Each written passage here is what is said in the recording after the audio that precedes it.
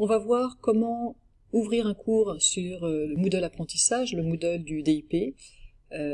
Cette vidéo est enregistrée, on est en octobre 2020, elle sera probablement obsolète à la rentrée 2021 puisqu'il y aura des changements d'interface.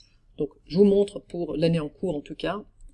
Vous pouvez faire une recherche sur le web de DIP espace Moodle, ou bien retenir par cœur que c'est l'URL edu.je.ch/Moodle, ou bien encore par l'espace école. Et dans l'espace école, il y a plusieurs moyens d'y aller, mais par exemple enseignement en secondaire 2, et vous avez ici un raccourci vers DIP Moodle. Voilà, donc on y est, plusieurs manières d'y arriver, mais on y arrive en tout cas, edu.je.ch/Moodle. Alors vous êtes ici sur cette page d'accueil de Moodle, et ce que je vous propose c'est de vous connecter. Alors cette page d'accueil, vous ne la reverrez pas une fois que vous êtes connecté, donc si vous voulez lire les informations, lisez-les avant de vous connecter. Donc on se connecte, vous utilisez vos identifiants edu-, les mêmes que pour Memo, la messagerie, Classroom, etc., puis se connecter.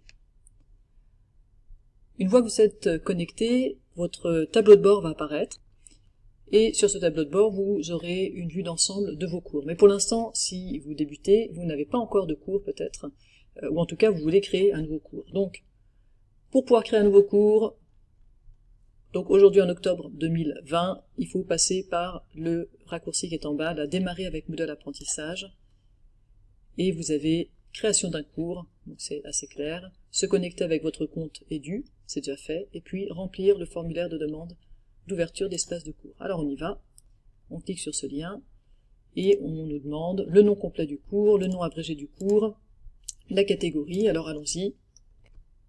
Voilà, remplissez donc le nom abrégé, et puis choisissez bien la bonne catégorie. Alors c'est important parce que si vous ne mettez pas la bonne catégorie, ça prend du temps pour la validation manuelle, puisque le cours doit être déplacé. Ensuite ici, vous devez indiquer un résumé. Alors si vous demandez un peu à quoi correspondent tous ces champs, vous remarquez qu'il y a des infobulles, on les verra partout dans Moodle, donc prenez déjà l'habitude, quand vous posez une question, vous cliquez, et vous dit le résumé du cours est affiché sur la liste des cours. Une recherche de cours comprendra le résumé du cours ainsi que le nom du cours.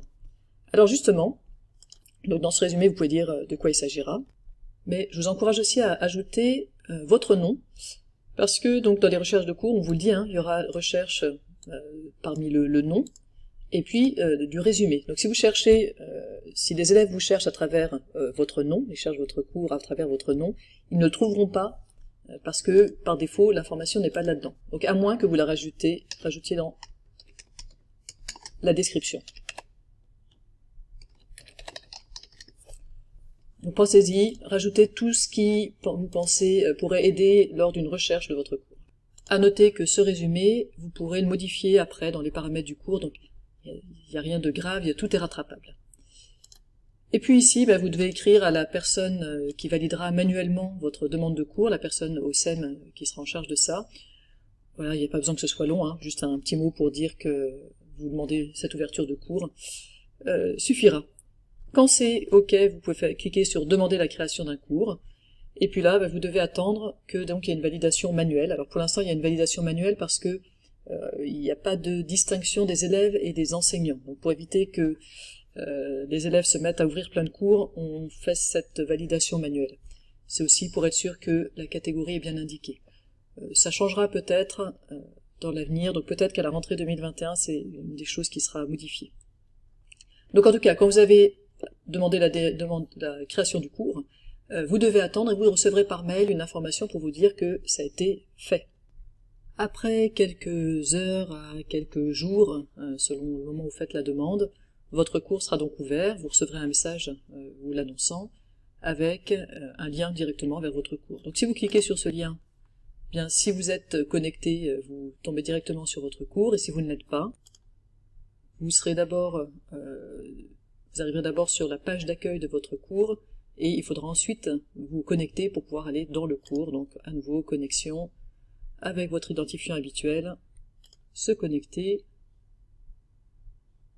et voilà, vous êtes sur la page principale de votre cours. Et encore une dernière manière d'y accéder,